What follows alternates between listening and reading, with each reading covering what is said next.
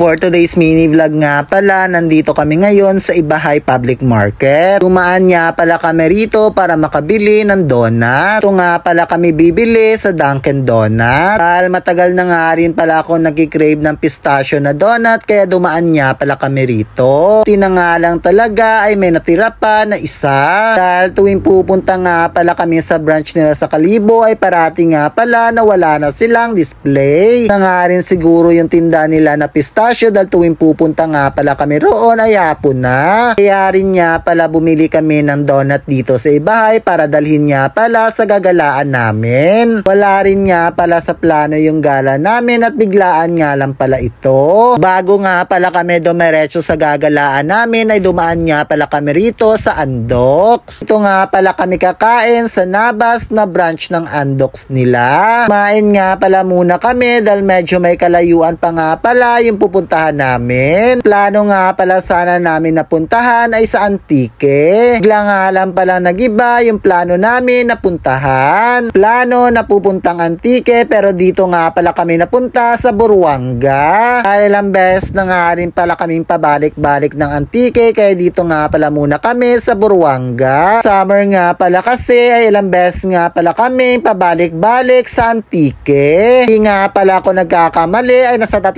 beses nga pala kami roon nakabalik. Marami-rami na nga rin palang tourist destination nila roon yung napuntahan namin. Pagdating nga pala namin dito sa Buruanga ay nag-fill up nga lang pala kami rito. Kaya din nga pala kami rito ng 100 na environmental fee. Dito nga pala kami pumunta sa Bill Isco Beach Resort. Hindi na nga rin pala kami rito pumasok kundi nagtingin-tingin nga lang pala kami. Sobrang ganda nga rin pala ng place nila rito. Hindi na nga rin pala kami roon nagtagal dahil pupunta pa nga pala kami ng Boracay. Wala rin talaga sa plano yung pagpunta namin ng Boracay. Dahil wala nga pala kami maisip na galaan kaya tatawid na lang kami pa Boracay. 50 pesos nga pala yung binayad namin para sa pamasahe namin patawid ng Boracay. Sa pagpunta nga pala namin dito ay hindi nga rin pala namin alam kung ano yung gagawin namin. Dahil hindi nga rin pala kami rito magtatagal at uuwi rin kami agad. Dinangalan talaga ay meron nga palang kakilala dito yung kasama ko. Kaya meron nga pala kami pag-iiwanan ng mga gamit namin. Dahil medyo may kabigatan nga rin pala yung mga dala namin na mga bag. Yung tipong akala mo talaga ay mag-overnight. Kahit nandito pa nga pala kami sa ferry boat ay kitang-kita ko na talaga yung ganda ng isla. Pagkababa nga pala namin ay sumakay nga pala kami ng habal-habal rito. Papunta nga pala sa pag-iiwanan namin ng mga gamit. Kasi nga pala namin ay nagbihis nga lang pala kami tsaka umalis agad. Nga pala kami pumunta sa Dimol. Naglakad-lakad nga lang pala kami rito papunta sa Front Beach. Kahit nandito na nga rin pala kami sa Boracay ay hindi nga rin pala namin alam kung saan kami pupunta. Ginawa nga lang pala namin dito ay lakad dito, lakad doon. Dahil sobrang init nga pala ng panahon kaya bumili nga pala kami rito ng fruit shake. Dito nga pala kami bumili sa Jonas Fruit Shake. Pagkatapos nga pala namin makabili ng fruit shake ay dumiretso nga pala kami rito sa Shakey's. Order nga lang pala kami rito ng Hawaiian pizza. Order din nga pala kami ng garlic bread nila. Pizza nga lang pala yung in-order namin dito. Nagkakatapos nga lang pala namin kumain ng tanghalian. Pagkatapos nga pala namin kumain ay tumambay nga lang pala kami rito sa Front Beach. Maliligo nga pala sana kami sa dagat kaso sobrang init nga pala ng panahon.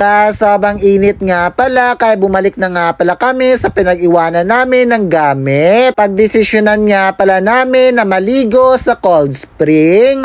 Sobrang dami nga pala ng cold spring sa Nabas kaya doon na nga pala kami pupunta. Sa Bungan-Bungan Cold Spring nga pala yung punta namin. Next vlog ko na nga lang pala sa inyo ipapakita yung place nila roon. Dahil medyo may kahabaan na nga rin pala itong vlog. Kaya dito na lang muna. Paalam!